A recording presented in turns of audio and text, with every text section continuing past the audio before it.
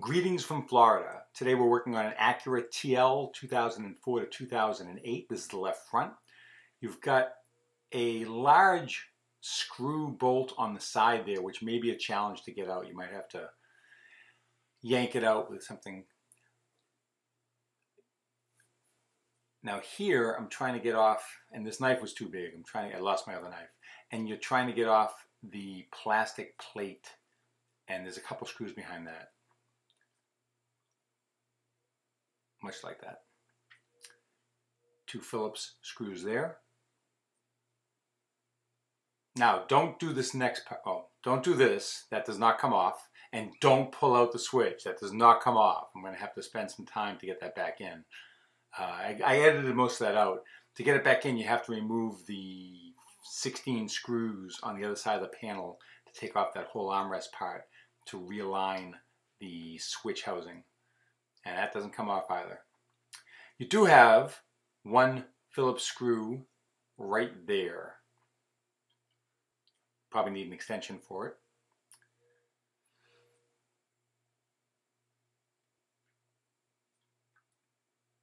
So now that you know what not to do, you should be well on the road to getting this done. And be careful pulling off the panel. The cable that goes to the handle, to the chrome handle that opens your door, they're brittle after time and they tend to break. So if that happens, you can take a cable tie, one of those zip ties, and try to go ahead and lock it back in like that. But that's a bit of an issue, so just be gentle getting that off. If this video is beneficial for you, 2 things. 1, go ahead and like the video. Just hit the like button. That'll help me a lot and help other people who are looking for it to find it on YouTube. 2, you can buy these on my website if you'd like. We have these on the website. upanddownmainstreet.com. And if you mention code TUBE, code TUBE, you'll save $5. You may not need to take off all of the moisture barrier, but I'm doing it just so you can see what's going on. You got a 10mm bolt there. They're longer than the 10mm bolts that hold the regulator to the door, so keep them separate. Let's put it up out of the way.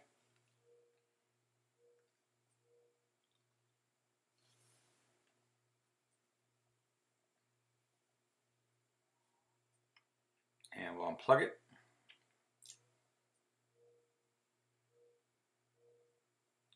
Honda and Acura parts, you're generally replacing the regulator and the motor together whether you need it or not. They're made as an assembly. They all come as one piece. And interesting fact, virtually the same part for a Honda will be cheaper than that for an Acura. Now, in the case of Nissan, it doesn't matter. They charge you a fortune whether it's for the Nissan or the Infiniti. And generally speaking, that's true with Toyota as well, but Honda charges you more for the Acura part, even though it might be an inch wider or an inch taller. It might be just a little bit different.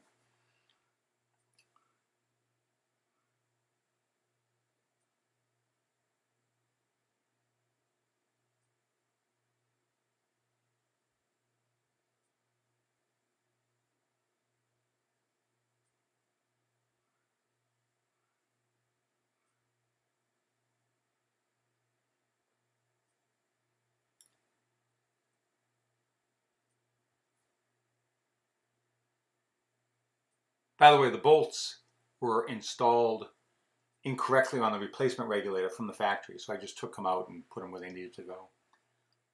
You can just eyeball it and you'll figure that out pretty quick.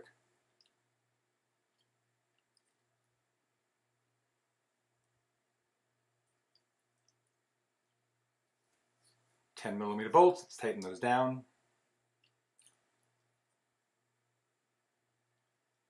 Seven of them total. I'm not sure if I plugged it in yet. I think we need to plug it in.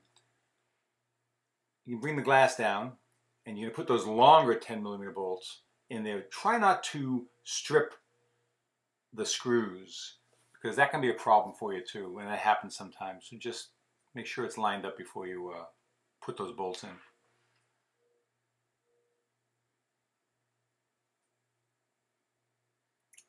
Plugging it in.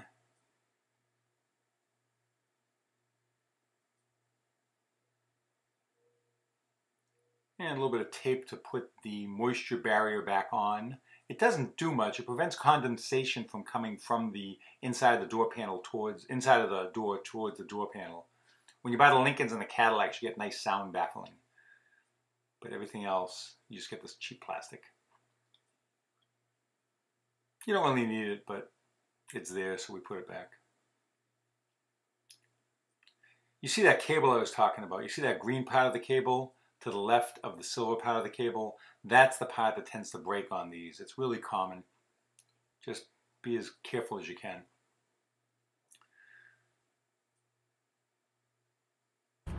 Now, that's where I just edited out the 9 minutes I spent taking all the screws out of the door panel and realigning the window switch.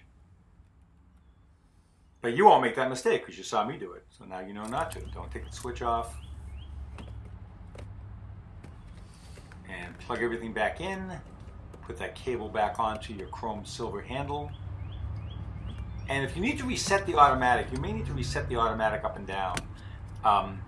Start the car, get in the car, close the door, put the window all the way down, and while holding your finger on the button, continue to hold your finger on the button for another 10 or 12 seconds after it's down, and then do the reverse. Put it all the way up, and continue to hold the button after it's all the way up. One more thing I didn't show you.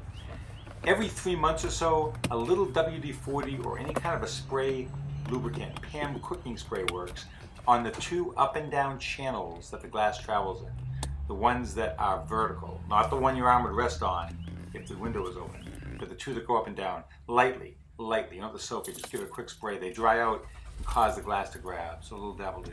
And here I am testing everything. And here's the WD-40. I think. Yeah, just gonna give it a quick spray right there, up and down. You don't need much. You're not gonna soak it, just give it a light spray. And I thank you for watching. Again, if you need these, try my website, upanddownmainstreet.com. If you have any questions, ask them right here on YouTube. I'll be glad to answer them on YouTube. And if this was beneficial for you, do me a favor, just like the video. Thanks so much for watching and have a great week.